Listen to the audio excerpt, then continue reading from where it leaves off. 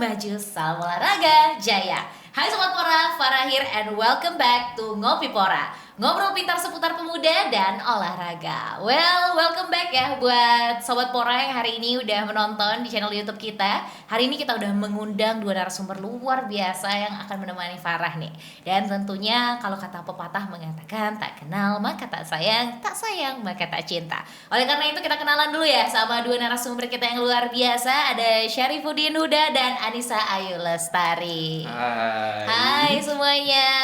Dan juga kita sebelum itu kita izin bacakan terlebih dahulu ini ya biografinya terlebih dahulu untuk Kak Huda ya ini ya. Beliau sekarang sedang menjalani pendidikan formal di Universitas Sriwijaya di pendidikan masyarakat dan juga menjalankan pendidikan non formal seperti Student Development Program by program MSIB dan juga kampus mengajar batch 5 by Kemendikbudristek dan juga Mozaik Training Camp batch 2 serta Sriwijaya Leadership Training. Gak hanya itu nih, untuk Kauda sendiri memiliki berbagai prestasi seperti juara 1 lomba pentas seni tingkat provinsi Sumatera Selatan pada tahun 2022 dan juga pertukaran pemuda merdeka di Universitas Negeri Malang 2022 dari Kemendikbudristek serta juga Duta Pemuda Indonesia Provinsi Sumatera Selatan pada tahun 2023 dan pertukaran pemuda antar provinsi di Provinsi Riau pada tahun 2023 dari Kemenpora. Wah, luar biasa sekali ya nih Sobat Pora. Tapi gak hanya itu nih, ternyata Kak Uda juga aktif sekali di organisasi mulai dari Kepala Departemen Advokasi Kampus Hima Penmas Universitas Sriwijaya pada tahun 2022 dan juga Direktur Jenderal Beasiswa dan Event BEM Unsri pada tahun 2022 dan Kepala Departemen Advokasi dan Komunikasi BEM Unsri pada tahun 2023. Gak hanya itu nih, Kak Uda juga memiliki berbagai pengalaman seperti volunteer di berbagai desa dan juga event organizer di berbagai event dan menjadi Master of Ceremony dan moderator serta menjadi delegasi seni di tingkat kota dan provinsi. Luar biasa sekali ya Sobat Pora ya. Gak hanya itu nih, kita juga akan mengenalkan narasumber kita yang gak kalah luar biasanya. Di sini ada Kak Anissa Ayu Lestari yang kerap dipanggil Kak Anissa ya Kak ya. Beliau juga sudah menyelesaikan pendidikan sarjana di Universitas Sriwijaya Pendidikan Bahasa dan Sastra Indonesia pada tahun 2018 hingga 2022 dan juga beliau sedang melanjutkan pendidikannya di S2 Magister Bahasa di Universitas Sriwijaya. Well, not only that ya, karena beliau juga memiliki berbagai pengalaman seperti menjadi guru bahasa Indonesia dan bahasa Inggris dari tahun 2019 hingga sekarang di Pondok Pesantren Mukimus Sunnah, serta beliau juga menjadi Duta Bahasa Provinsi Sumatera Selatan pada tahun 2022 dan menjadi Duta Pemuda Indonesia Provinsi Sumatera Selatan dalam kegiatan pertukaran pemuda antar provinsi pada tahun 2023. Waduh, luar biasa sekali ya. Ya, let's say hi nih ya Sobat Pora pada seluruh narasumber kita yang luar biasa. Tapi sebelum itu ya, kita berkaitan banget nih sebenarnya kita ngobrolin tentang salah satu program dari Dispora, yaitu pertukaran pemuda antar provinsi yang tadi udah kita gadang-gadangkan nih ya. Tapi hari ini spesial banget karena kita mau ngebahas soal berbagi inspirasi dan pengalaman antar provinsi. Karena ini berkaitan banget nih, apalagi Kak Huda dan Kak Nisa sudah bertemu berbagai orang yang dari berbagai provinsi. Nah, mungkin sedikit beberapa fun fact nih dari mereka berdua ya sebenarnya Sobat Pora. Kalau Kak Anissa sih sebenarnya menerbitkan sebuah buku ya ketika menjalani program di pertukaran pemuda antar provinsi di Kalimantan Selatan. Dan Kak Huda sendiri merupakan koreografer tari nih. Waduh, keren banget nggak tuh? Ketika di pertukaran pemuda antar provinsi kemarin di Provinsi Riau. Well. Ini menarik banget ya Sobat Pora. Mari kita mulai kulik terlebih dahulu nih lebih dalam terkait dua narasumber yang luar biasa ini. Kak, mungkin boleh nih ya kita ngobrolin tentang apa sih sebenarnya yang membuat kakak-kakak sekalian tertarik untuk mengikuti program Dispora, yaitu pertukaran pemuda antar provinsi. Mungkin boleh diceritain dari Kak Nisa dulu. Oke, sebelumnya terima kasih. Jadi apa sih yang membuat Nisa itu tertarik untuk berpartisipasi dalam kegiatan pertukaran pemuda antar provinsi? Yang pertama tentunya kita akan sangat senang dan bahagia ketika bertemu dengan 35 delegasi. Kebetulan tahun kemarin itu ada 35 provinsi yang berpartisipasi dan yang berasal dari latar belakang, tentunya budaya yang juga berbeda-beda. Itu yang pertama. Lalu yang kedua, mengenal orang dari sisi yang berbeda. Tentunya misal orang Papua, bagaimana cara mereka berpakaian, itu akan sangat, menurut Nisa sendiri ya, itu sangat menarik seperti itu. Dan itu yang menjadi alasan kenapa sih harus bergabung dalam program pertukaran pemuda antar provinsi. Oke, jadi memang ya Sobat Pora banyak hal yang bisa kita pelajari. Karena memang kalau secara teori mungkin kita udah tahu, tapi ketika kita udah bertemu langsung, udah ngobrol langsung, udah diskusi, mungkin it feels different ya. Banyak hal-hal yang baru kita pelajari, apalagi bertemu berbagai orang yang berbagai latar belakang, kayak katakan Nisa tadi, dari berbagai provinsi. Nah, kalau Kak Huda sendiri gimana nih? Oke.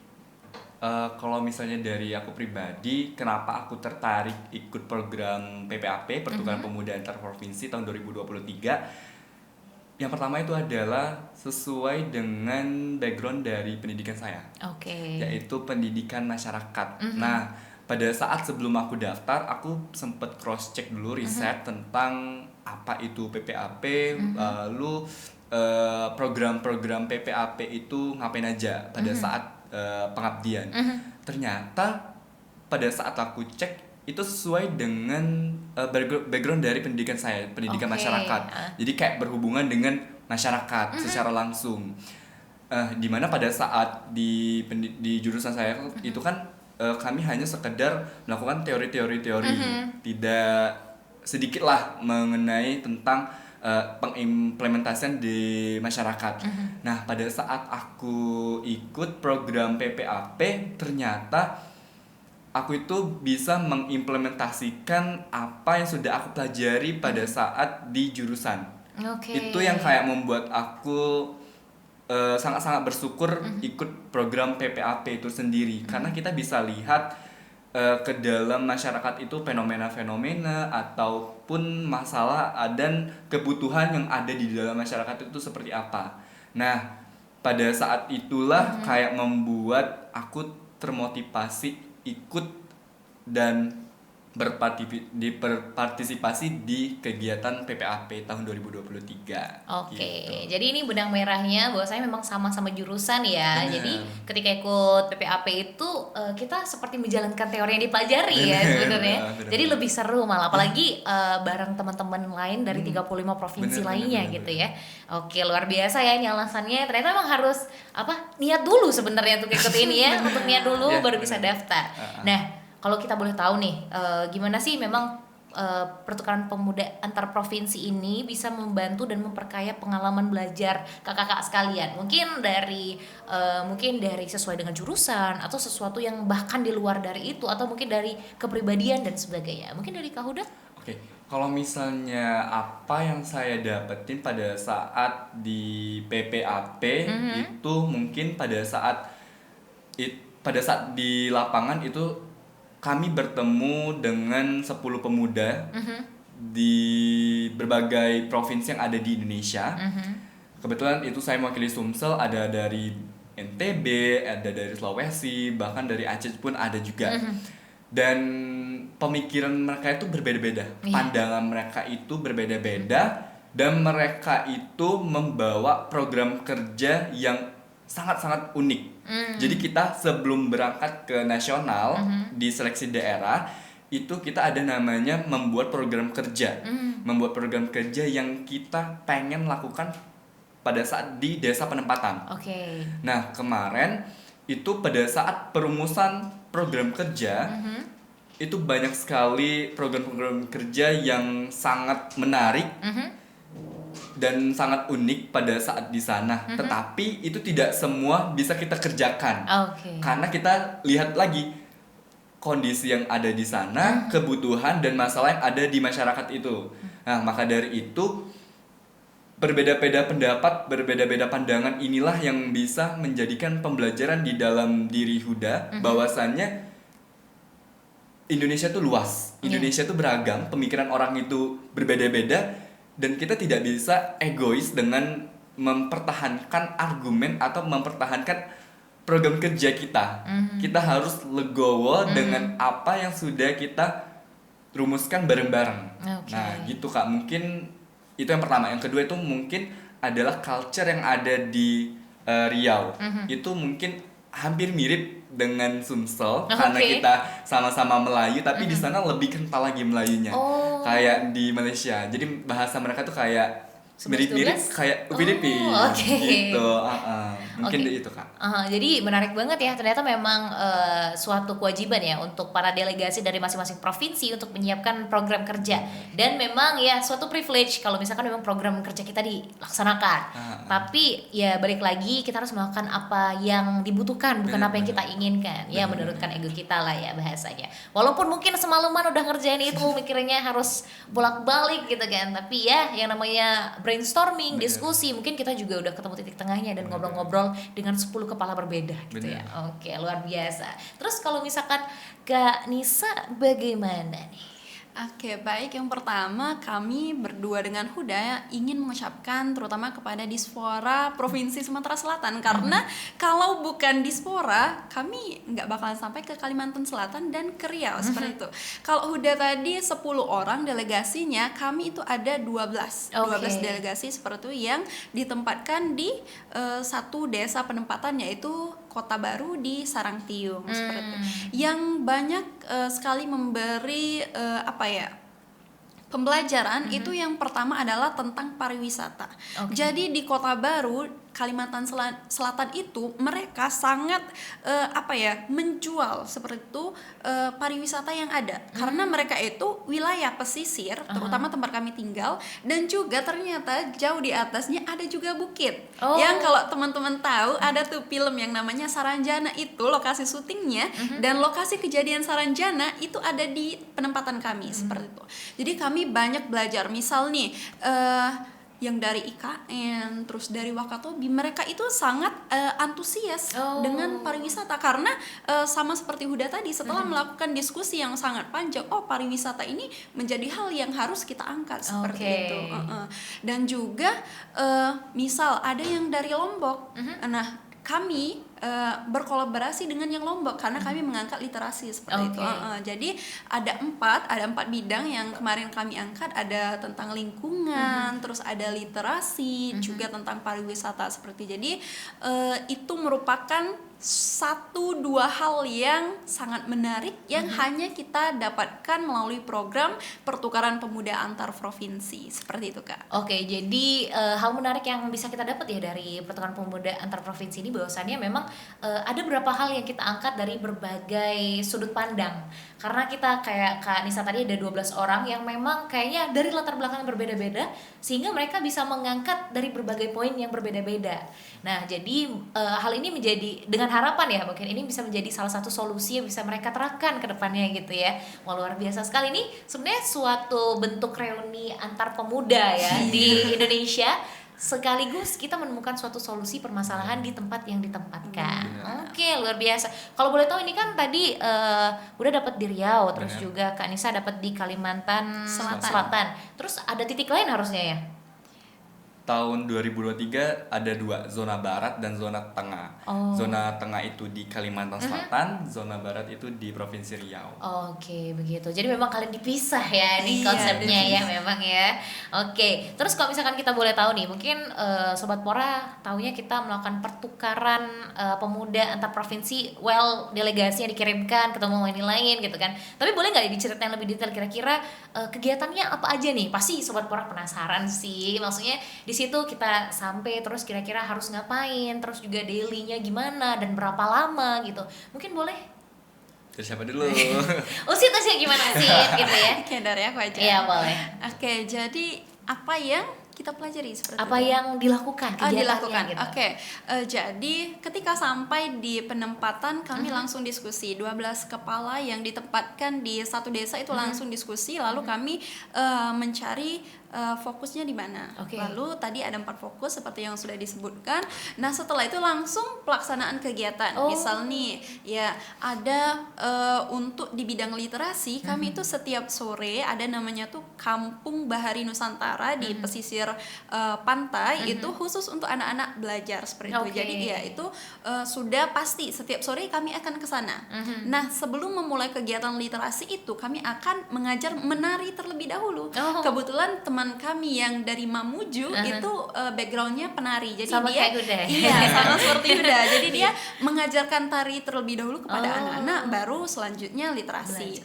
Nah kalau untuk yang di bidang lingkungan, kami mengadakan seminar seminar tentang lingkungan yang itu langsung bertalian dengan Kadispora DLH, Dinas Lingkungan Hidup di sana. Iya, jadi mereka benar-benar yang mempersiapkan dari A sampai Z. Jadi teman-teman jangan takut, karena program yang kita canangkan, yang kita bawa dari masing-masing provinsi itu akan benar-benar disupport oleh provinsi penempatan seperti itu. Jadi mulai dari konsumsi, terus alat-alat transportasi, semuanya mereka, sertifikat seperti itu. Jadi mereka benar-benar mendukung. All in banget Iya, ya. all in banget. Nah, dan untuk di bidang pariwisata, sebenarnya untuk bidang pariwisata itu kami keliling seperti itu. Kami menjadi apa ya, duta pariwisata seperti itu ya.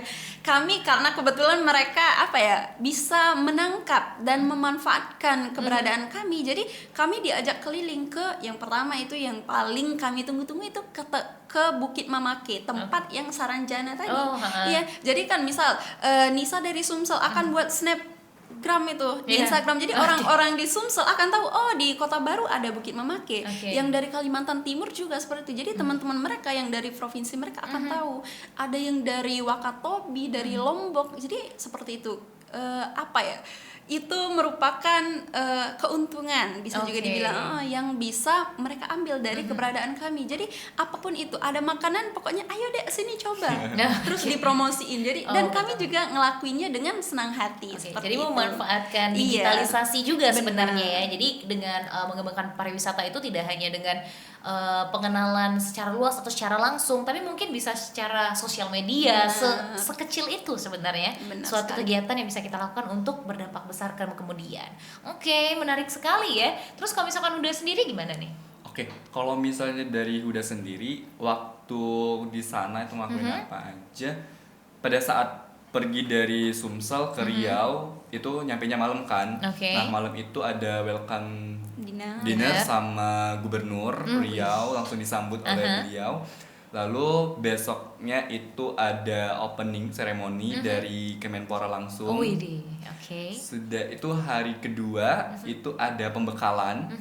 Lalu hari ketiga itu kami penutupan di Kota Pekanbaru, lalu lanjut ke desa penempatan, ke kabupaten di penempatan. Jadi di sebelum kami ke desa, kami diterima dulu di Kabupaten Pelalawan, itu kami disambut ada acara pembukaan. Lalu setelah selesai dari acara itu kami D3-nya langsung ke desa penempatan sore-sorenya. Nah keesokannya hari keempat itu kami silaturahmi dengan misalnya kayak di lurah, kecamatan, RT, RW, maupun tokoh-tokoh masyarakat yang ada di desa Pelalawan. Lalu langsung pada saat day 5 kalau nggak salah itu kami melakukan observasi sama wawancara langsung. Jadi setelah dari pengambilan data, kami langsung merumuskan apa sih kebutuhan yang ada di masyarakat desa Pelalawan itu, lalu kami rancang-rancang itu bikin program. Jadi untuk programnya itu kami bersifat fleksibel ya. Pada saat di awal itu kami menetapkan ini, pada saat ada beberapa program yang ada nambah lagi.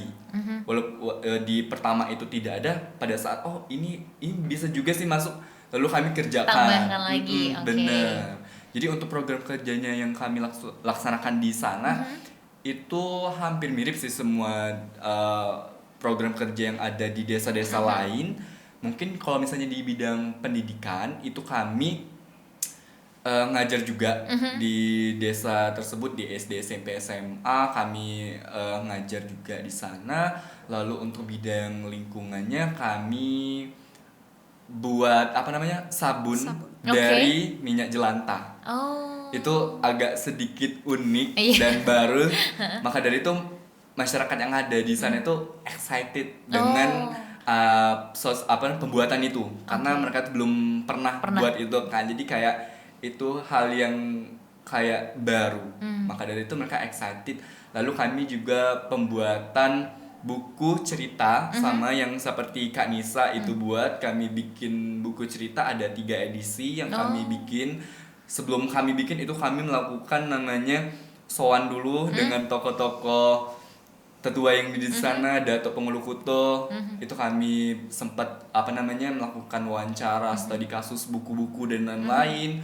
Setelah itu kami melaksanakan pemotretan. Sudah itu kami bikin buku itu. Alhamdulillahnya kami langsung dibantu oleh Kadis Parpora yang ada di Kabupaten Pelalawan. Terima kasih Pak Dodi atas bantuannya. Nah, itu kami sangat bersyukur karena kami bisa langsung dibantu oleh beliau. Karena untuk menerbitkan buku, mencetak buku itu tidaklah murah karena agak mahal ya. Betul. Nah, setelah kami nerbitin buku, kami juga membuat event literasi yang ada di sana. Jadi buku itu kami bacakan untuk anak-anak yang ada di sana. Jadi kami lombain. Jadi dongeng itu bukan hanya sekedar dongeng atau cerita rakyat, tapi juga mereka bisa bagaimana tahu asal usul nenek moyang ada di desa tersebut.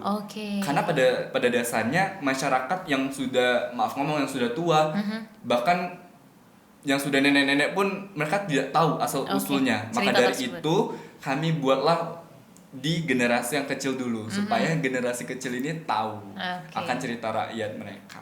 Gitu. Luar biasa ya. Ternyata memang sangat menarik ini sesuai dengan kebutuhan tadi dari provinsi masing-masing tadi, dan juga ngomongin soal berbagai program kerja yang kalian lakukan ya tentunya. Kalau misalkan kita ngomongin soal program kerja nih, sebenarnya program kerja yang kalian lakukan pada saat itu adalah dampak yang akan kalian buat di lokasi tersebut. Nah, kalau misalkan boleh tahu nih, hal-hal yang kalian rasakan merubah kalian, yang kalian mungkin bisa rasakan sekarang nih ketika kalian kembali lagi ke provinsi masing-masing. Boleh nggak tahu nih kira-kira apa? Dari mana? Kira Huda dulu deh. Kalau misalnya dampak yang Huda rasain ketika after dari melaksanakan program itu, Huda lebih banyak mengetahui bagaimana cara merumuskan program kerja itu secara matang. Karena pada saat di sana penempatan itu kan kami dalam waktu yang singkat, dan itu harus memerlukan strategi, memerlukan konsep yang sangat-sangat matang. Karena kalau misalnya kita tidak matang, berarti program kerja yang kita lakukan itu kayak setengah-setengah. Maka dari itu di awal itu harus namanya perencanaan yang sangat-sangat kompleks. Nah, pada saat perencanaan inilah kami berdiskusi bersama-sama. Jadi awalnya Huda tuh tidak tahu bagaimana sih merancang atau membuat suatu program. Tiba-tiba tahu karena kita di sana discuss dengan orang-orang hebat, berbagai provinsi delegasi.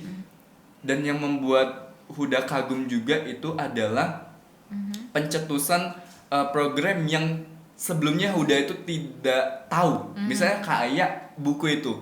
Itu kan kayak sebelumnya Huda belum pernah bikin, tiba-tiba bikin disuruh buku bikin. kayak keren.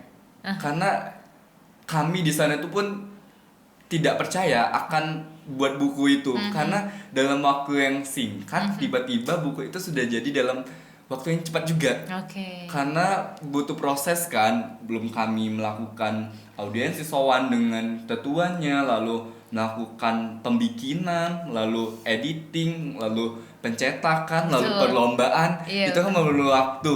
Nah, dari hal-hal inilah yang bisa kita ambil ilmunya, kayak begini cara bikin buku, begini cara mengatur strategi dan lain-lain. Mungkin itu suatu pembelajaran yang sangat luar biasa udah dapetin.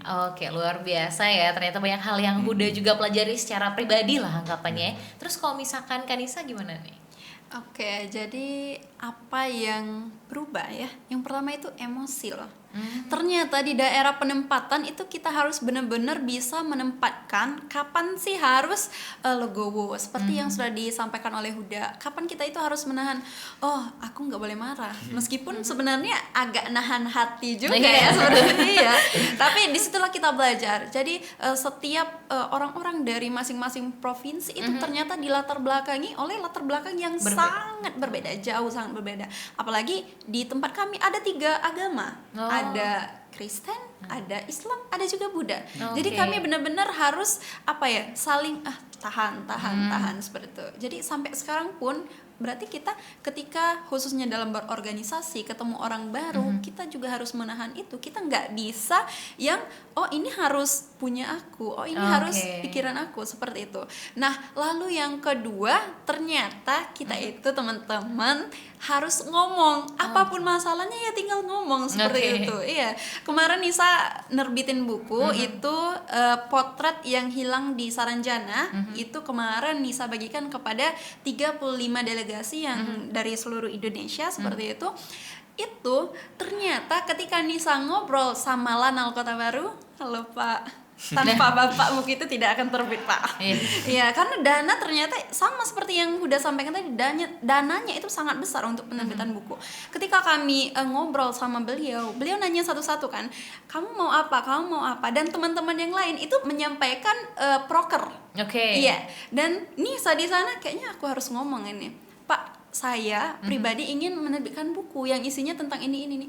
Oh, nggak apa-apa. Butuh biaya berapa? Nah, langsung ditanya iya, berapa gitu. Bener. Jadi teman-teman pemuda-pemudi di Sumatera Selatan khususnya harus berani ngomong. Yakinlah kalau kita menyampaikan apa yang ada di benak kita itu akan mendapatkan solusi yang ternyata di luar dugaan kita.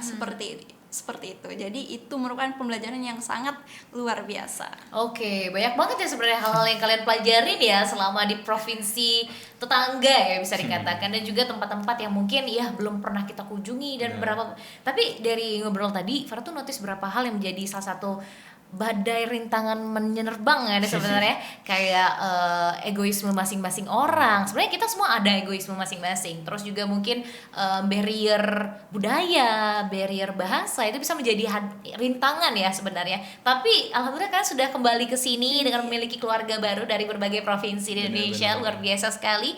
Tapi gak kerasa kita udah ngobrol cukup lama nih. Nah, tapi mungkin Sobat Pora penasaran nih kira-kira ya dari Kak Huda dan juga Kak Nisa, boleh nggak cerita terakhir nih ya, ada nggak sih kisah lucu atau kejadian yang mungkin terngiang-ngiang sampai sekarang, sampai kalau misalkan tanya kamu ke situ kemarin ngapain, langsung bisa jawab gitu kalau misalkan memang lucu banget atau memang kenangan favorit deh, kira-kira apa nih?